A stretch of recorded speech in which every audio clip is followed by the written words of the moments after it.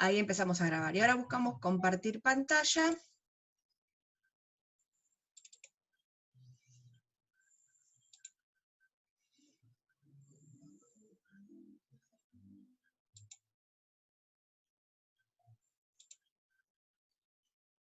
Bueno. Este Power, chicos, yo ya se lo subí ahí a la pestaña que les comentaba recién de patrimonio neto. Es un Power que armé nuevo con respecto a, o sea, tiene algunos datos del que estaba en el inicio, pero le agregué otras cosas porque son esas cosas que por ahí yo digo en la clase y que acá no estaban para que les quede. Y sí. Un segundito, los chicos que prueben activando y desactivando el micrófono. Ah, ahí le escribió Carla.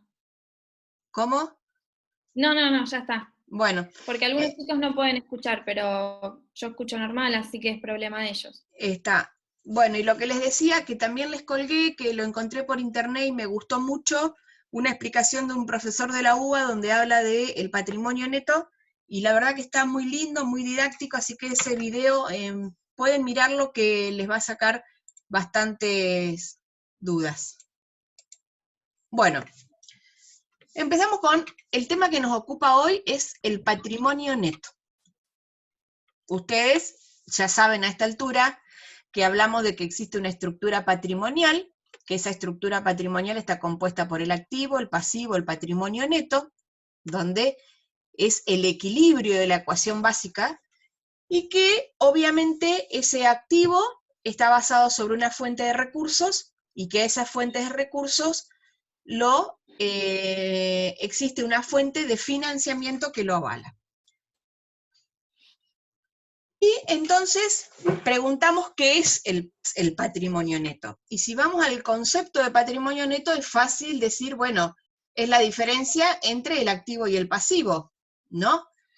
Y podemos hablar de diferentes conceptos o definiciones que hace en este ejemplo, en este caso, Mario Biondi, que es un tratadista de contabilidad, donde dice que el patrimonio neto es el capital propio de la empresa perteneciente a los dueños de la misma, o valor resultante de la diferencia entre el rubro del activo y rubros del pasivo.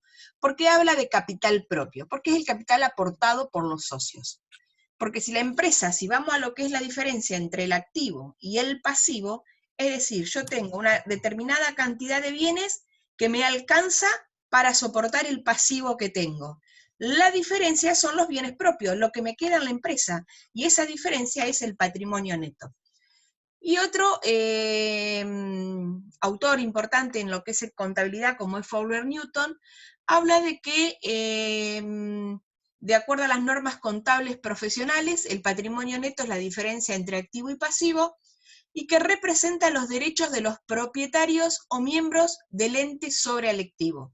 Es lo que les explicaba recién. Es decir, hablamos de que el patrimonio neto es la diferencia, es decir, los derechos luego del resultante del activo menos el pasivo, es los derechos que me queda sobre ese remanente. Chicos, vayan parándome, vayan preguntando, que la idea de este Zoom ahora es que lo vayamos haciendo la teoría así, cosa de que me vayan preguntando y vamos sacando las dudas en el momento. El patrimonio neto, ahora ya nos olvidamos del activo y pasivo, vamos solamente a la partecita de abajo, que es el patrimonio neto. ¿Cómo se conforma? O sea, así como sabemos que el activo tiene caja y banco, tiene créditos, tiene bienes de cambio, el patrimonio neto tiene dos grandes grupos. Por un lado tenemos los aportes de los propietarios, y por otro grupo tenemos los resultados acumulados. En el Power van a ir viendo cómo hablamos primero de los aportes y después hablamos de los resultados. ¿Y qué son los aportes? Son los aportes que realizan los propietarios, la capitalización de ganancias y las primas de emisión. Y luego tenemos los resultados acumulados, que habla que dentro de los resultados tenemos a las ganancias reservadas, utilidades retenidas afectadas para el ente, y los resultados no asignados, que son las ganancias o las pérdidas acumuladas sin afectación específica. O sea que acá el concepto importante de esta pantalla que nos llevamos es que el patrimonio está formado por dos grandes grupos: Por un lado los aportes y por otro lado los resultados acumulados. Hasta ahí vamos. Sí. Vero, una consulta. ¿Sí? Hola, ¿me Sí, escuchas? sí, decime, sí. Bueno, quería consultar si existe, bueno, no sé, en mi país existe la figura de las reservas, no sé si también acá en Argentina se emplea Sí, las sí, eso reservas. lo de las reservas los vamos a ver dentro de lo que es los resultados acumulados. Ok, ya pensé que era, ok, ya, gracias, esa era mi duda. No, no está. No, ustedes cualquier cosa me van parando. Bueno, entonces, de esta filmina dijimos que quedan dos, ese concepto, los aportes y los resultados. Fíjense cómo se va abriendo el cuadro. Este cuadro es importante que lo tengan en mente para lo que es un final, un examen parcial, cuando les preguntemos cómo se compone el patrimonio neto. Es decir, no nos vamos a conformar solamente que nos digan los aportes y los resultados no asignados. ¿Por qué? Porque dentro de los aportes después tenemos otras diferenciaciones, que son los aportes que se capitalizan de los que no se capitalizan. Vamos viendo por ese lado. Ustedes recuerden que cuando se inicia una sociedad, decimos, Juan Pérez le aporta a la sociedad 100.000 pesos y ahí hacemos Juan Pérez a capital social, es el asiento que hacemos, y ese aporte está capitalizado, o sea, estaríamos dentro de lo que hablamos capitalizaciones. Que, fíjense, ¿quiénes están dentro de los aportes capitalizados? Los aportes de capital. Y en el caso de que sea una sociedad anónima, al capital lo vamos a llamar acciones en circulación. Luego tenemos los aportes no capitalizados, es decir, son los que pueden surgir después del aporte inicial y que por X causa lo vamos a llamar de otra manera. Es decir, van a representar al capital, pero no como capitalizado, no con la palabra capital o acciones en circulación, sino con otro concepto, y ahí sabemos de dónde surgieron. Esos conceptos van a ser aportes irrevocables a cuenta de futuros aumentos de capital, primas de emisión, dividendos en acciones o ajustes al capital propio. Entonces, fíjense, ya los aportes los abrimos en dos, ¿sí? Después vamos a ir hablando de cada uno de ellos. Y por último tenemos los resultados acumulados, que también se abren en dos, y por un lado vamos a tener las ganancias reservadas, y por otro lado vamos a tener los resultados no asignados. Las ganancias reservadas es lo que me preguntaba acá el amigo colombiano, ¿no? Bueno, no me escucha. Que las ganancias reservadas tenemos reservas obligatorias, legal y estatutaria, y la reserva facultativa. Entonces, ¿qué nos quedamos de esta filmina? Que el patrimonio neto se divide en dos grupos, los aportes de los propietarios y los resultados acumulados. Y a su vez, los aportes los dividimos en los capitalizados y no capitalizados, con sus definiciones propias en cada grupo, y los resultados acumulados con las ganancias reservadas y los resultados no asignados.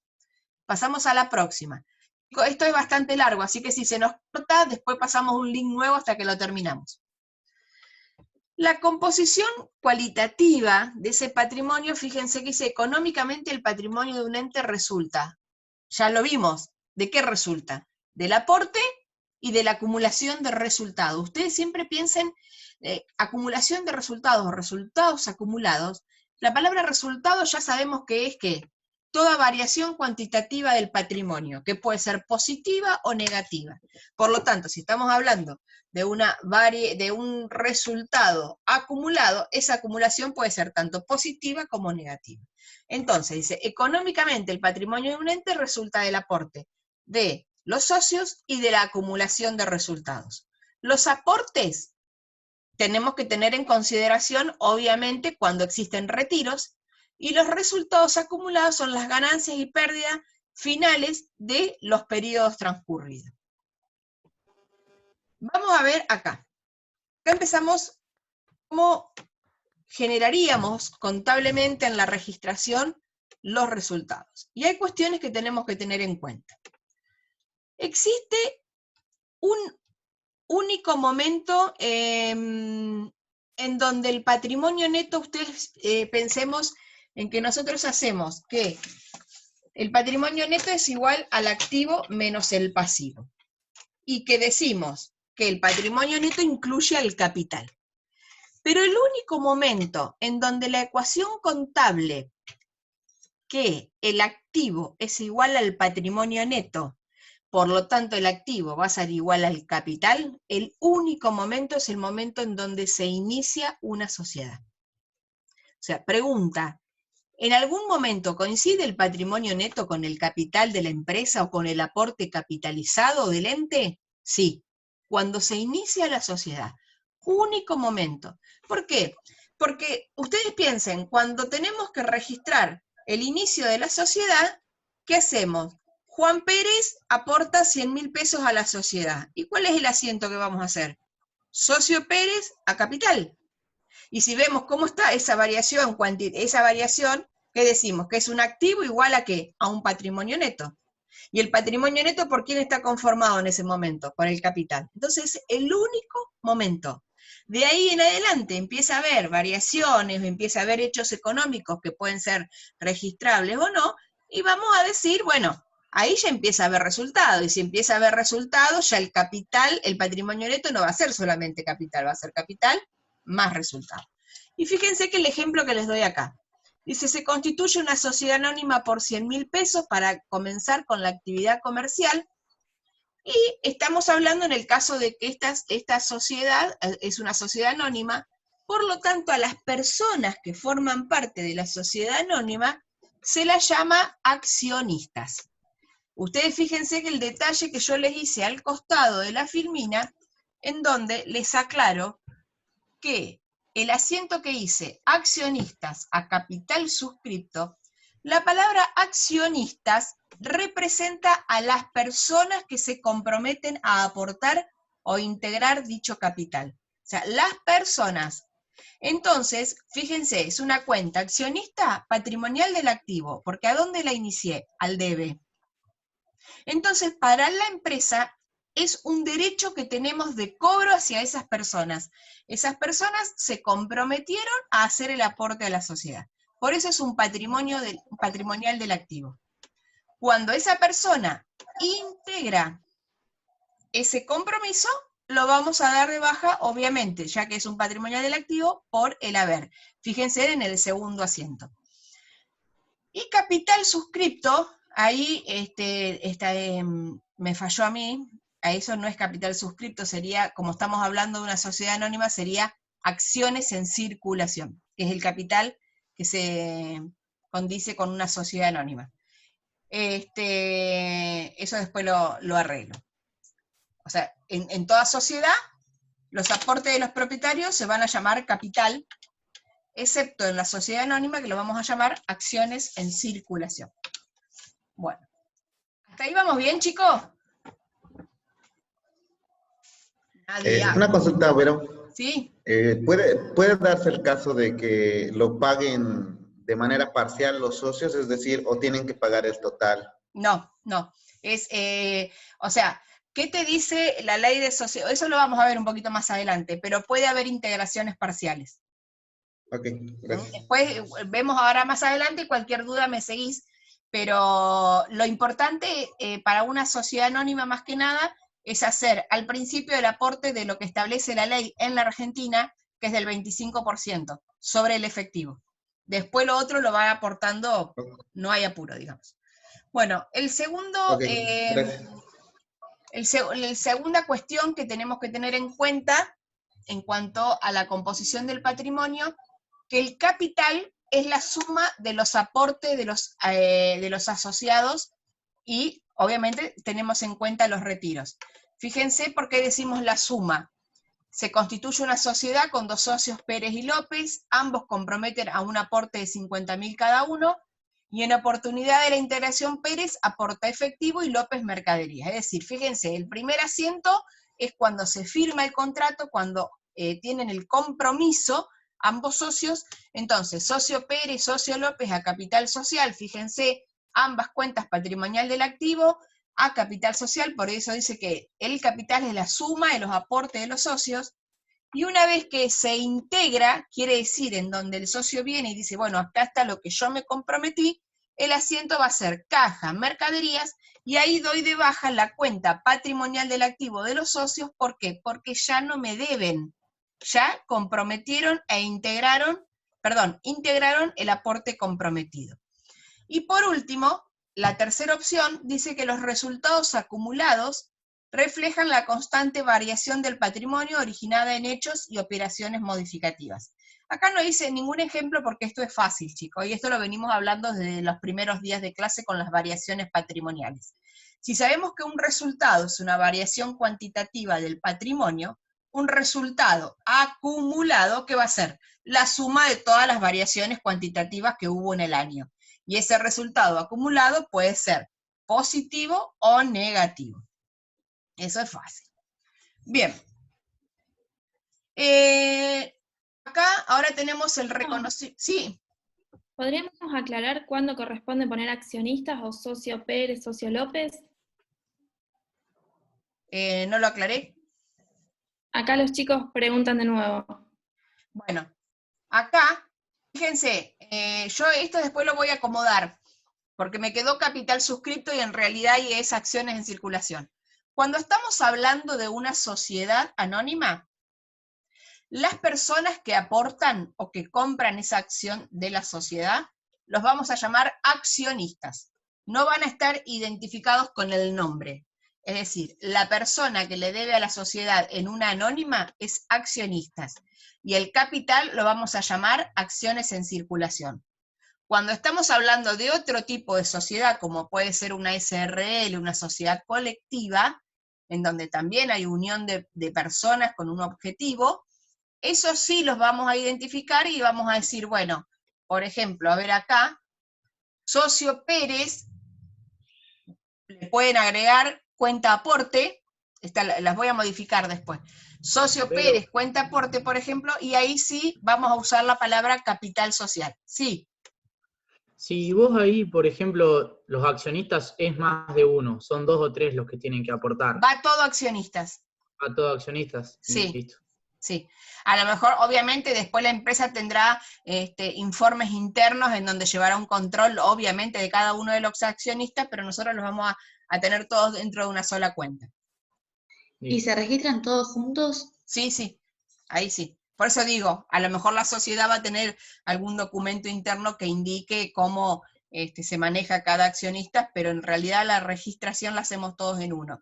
Distinto es en el caso de las sociedades responsabilidad limitada, colectiva o eso, que fíjense en esta filmina que está ahora en pantalla, está aclarado. Uy, me está diciendo que nos quedamos sin tiempo, o sea que cuando nos corten mandamos un link nuevo, chicos.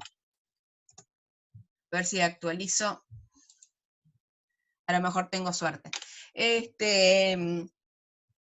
Les decía que en el caso de las sociedades de responsabilidad limitada, sí aclaramos como hicimos acá, socio Pérez, y ahí le podemos agregar cuenta aporte, o socio López cuenta aporte. ¿Por qué? Porque después aparece una tercera cuenta que viene y se les explico más adelante. Bueno, seguimos.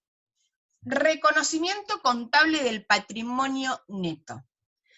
¿Qué quiero decir con esto? De ahora en más, cada vez que hablamos de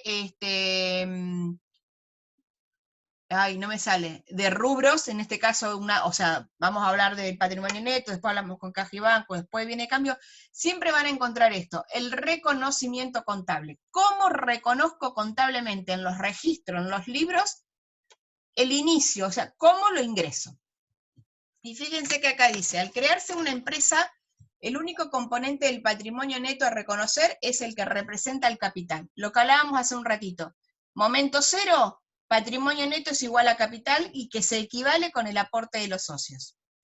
Cualquiera sea el tipo de empresa de que se trate, el inicio de la actividad, el patrimonio es igual al capital, es decir, parte del patrimonio que suministraron los propietarios. El capital puede estar representado por acciones o partes según la forma jurídica del ente y aparece cuando se constituye. Esto que yo les digo acá, que puede estar representado por acciones o partes, es cómo le vamos a llamar al capital si estamos hablando de una sociedad anónima o si estamos hablando, por ejemplo, de una SRL. Después dice, al cierre del primer ejercicio aparece la partida resultado del ejercicio. Es decir, todas las variaciones o todas las corrientes positivas o negativas, al cierre del ejercicio lo conocemos como resultado del ejercicio.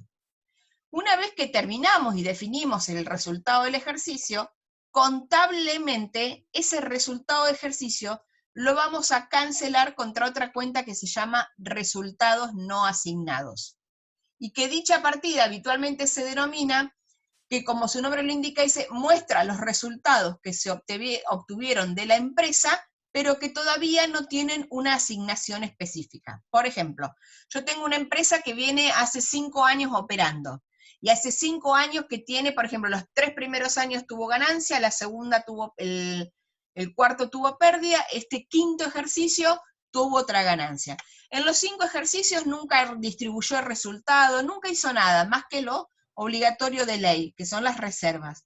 Entonces, en esa cuenta resultados no asignados, va a estar la acumulación de los resultados positivos de los 3 primeros ejercicios, se le va a restar la pérdida que tuvo en el cuarto, y se le suma la ganancia que tuvo en el quinto. O sea, por eso se llama resultados no asignados. En esa cuenta vamos a encontrar todos aquellos resultados que tuvo la empresa y que por el momento no se hizo ninguna asignación específica, es decir, no se le dio un destino a esos resultados.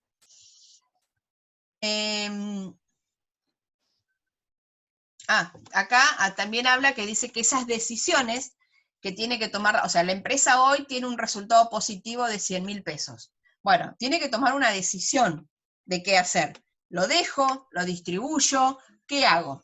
Pero no siempre las decisiones, como dice ahí, están en poder de los socios. ¿Por qué? Porque existen normas, leyes, contratos, estatutos, y esto es lo que me da el origen a esta primer parte que hablábamos acá, donde me preguntaba acá el compañero, de las ganancias reservadas.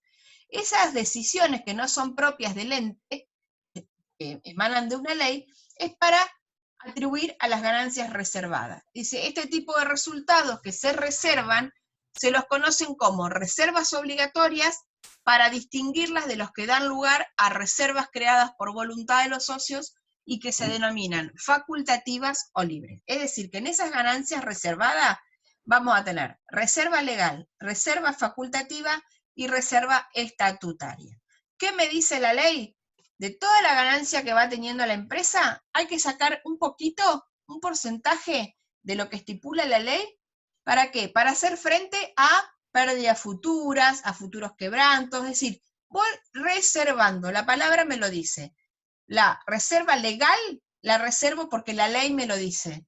La reserva facultativa quizás sea una decisión, o sea, quizás no, es una decisión de la empresa decir, bueno, reservo porque quiero dentro del año que viene o el otro cambiar todo el equipamiento informático, entonces hoy hago una reserva para eso.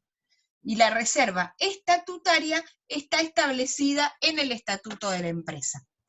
Estas son las reservas. Bien. Pero Sí. nos preguntan si capital suscripto es lo mismo que capital social. Sí, eso sí. Capital social y suscripto es lo que vamos a usar cuando hablamos de una SRL o una colectiva. Bien. Y nos dicen, bueno, si en la SRL se puede poner socio tanto, o hay que hacerlo de alguna otra manera. No, poné socio López o socio López cuenta aporte. Perfecto. Una consulta, Vero. Sí. Bueno, no sé si es un tanto confusa, pero cuando me decías, ¿verdad? Que, por ejemplo, si tiene 3 años de ganancia y en el cuarto hay una pérdida, se compensa, ¿verdad? Se va a hacer la diferencia. Sí. ¿Hay o sea, el tratamiento contable también lo vamos a hacer adelante con ejemplos? Porque tengo una, digamos, tal vez no sé si hay un aspecto tributario acá en Argentina que va a afectar eso de pérdidas con ganancias. Esa era mi No, consulta. directamente si la pérdida que tuvo la empresa te alcanza para soportar, o sea, si vos tenés un resultado acumulado de 100.000 y este año tuviste un resultado negativo de 20.000, directamente haces la compensación entre un resultado y otro. Contablemente. Nada más. Sí. Ok, gracias. No, está bien. Bueno, seguimos con los aportes de los propietarios en cuanto a la registración contable de apertura. Yo había explicado en clase, bueno, pero no estuve con todos, así que esto va un poco para todos, que cuando hay una constitución de una empresa existen 2 momentos. Primero, el momento del compromiso, fíjense que acá se los aclaramos, y el momento de la integración. ¿Qué significa esto? Que cuando una persona se compromete a hacer un aporte al ente, se firma un contrato, ¿no? Se firma un contrato en donde dice, bueno, Lina y Verónica se comprometen a hacer una sociedad, formar una sociedad. Ya con la firma del contrato, el compromiso mío y de Lina está en hacer el aporte a la sociedad. O sea, ya está, ya nos comprometimos, ya firmamos. Y con ese contrato, el ente está en condiciones de hacer el primer registro de la sociedad, que va a ser socio Lina, socio Verónica, a capital social. A ese momento lo llamamos compromiso. Fíjense que dice el del compromiso o suscripción, puede tener los dos nombres, que es el momento en que se genera un derecho a favor del ente. Del mismo surge un crédito a su favor y un aumento del patrimonio. ¿Por qué habla de la generación de un derecho a favor del ente? Porque yo voy a estar debitando las cuentas socio Lina y socio Verónica patrimonial del activo, y como son patrimoniales del activo, es un derecho que el ente tiene contra esas personas a que integren en algún momento lo que hoy se están comprometiendo, ¿sí? El otro momento es la integración, que es cuando efectivamente Lina y Verónica hacen el aporte a la sociedad de lo que se comprometieron, ¿sí? Y ahí desaparece el derecho que tenía el ente contra esas personas. Y si vamos pensando un poquito así en el aire, el mayor de las cuentas socio Verónica y socio Lina, en el momento del compromiso, en el mayor yo lo tengo debitado. En el momento de la integración lo acredito. Por lo tanto, esa cuenta de socio Lina y Verónica quedan saldadas cuando la integración queda totalmente integrado. Ahí puede surgir una pregunta. ¿Y el compromiso, la integración, sí o sí es después del compromiso? No. Puede que coexistan en el mismo momento. Es decir, hoy firmo, hoy integro. ¿Se puede dar en el mismo momento? Se puede dar. ¿Se puede dar posterior? También. Es decir, hoy firmo, mañana integro. Se pueden dar en diferentes etapas. Reconocimiento contable del patrimonio neto, como les decía hace un ratito. Yo tengo una duda. Sí. En el caso que se hagan al mismo tiempo el compromiso y